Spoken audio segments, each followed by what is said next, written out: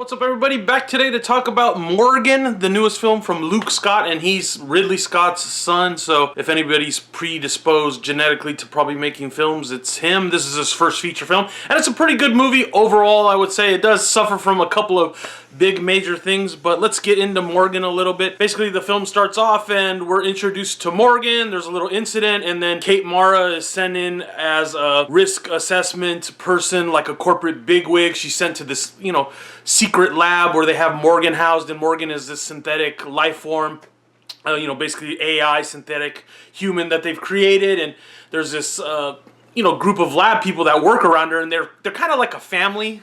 And then of course Kate Mara's like the outsider. So basically once she gets there, all hell breaks loose. Let's get into the good and the bad real quick. First of all, there's lots of good actors in this movie. It's almost a little bit like an ensemble film. There's just lots of good character actors. And they all do a pretty good job. Overall, the quality of the film is high, so the acting is good. So I enjoyed that. That takes me to Paul Giamatti's scene, and he has the best scene in the movie. Him and Morgan face off kind of in this intensive scene, and that was probably the highlight of the movie. Probably the best thing this movie does is, it's like a lot of films that we've seen. Ex Machina, I was just rewatching that the other day. Hannah, of course, I heard people compare it to those two films. Obviously a little bit of Blade Runner, probably a homage to his own father when he saw this script, so he did like that.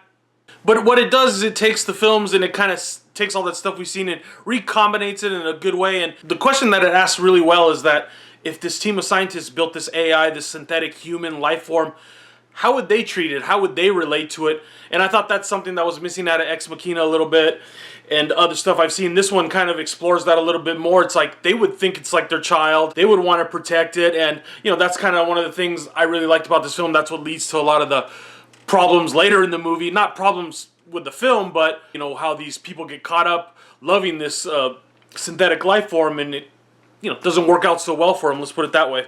So overall, I thought the film was made pretty well on all levels.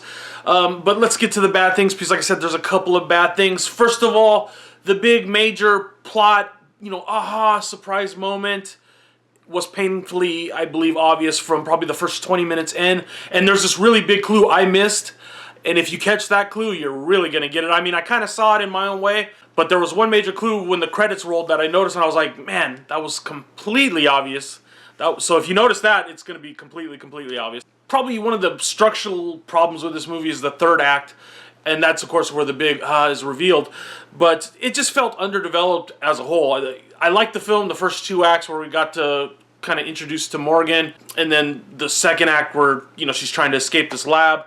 And then the third part, I was just kind of like, it just felt like rushed. And the movie is really pretty short. I think it's like 92 minutes or something like that. So it felt like it went quick, and it felt like the third act was really rushed, and they just resolved it like super quick, and that was it.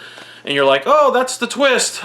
So overall, I like the film. I'm recommending it. I'm going to give it a 3.5 out of 5. Could have been a 4 out of 5, but the third act was, like I said, a little underdeveloped, and the big twist was fairly obvious. Not a major surprise by any length at the end of the movie. So that's that, but it did have a lot of good, actors in it, and they all did their roles fairly good, and overall the quality of the film's high. So this was Luke Scott's first feature film, so I'm definitely interested to see his next feature film. Tell me what you thought of Morgan down below, and I'll see you guys soon.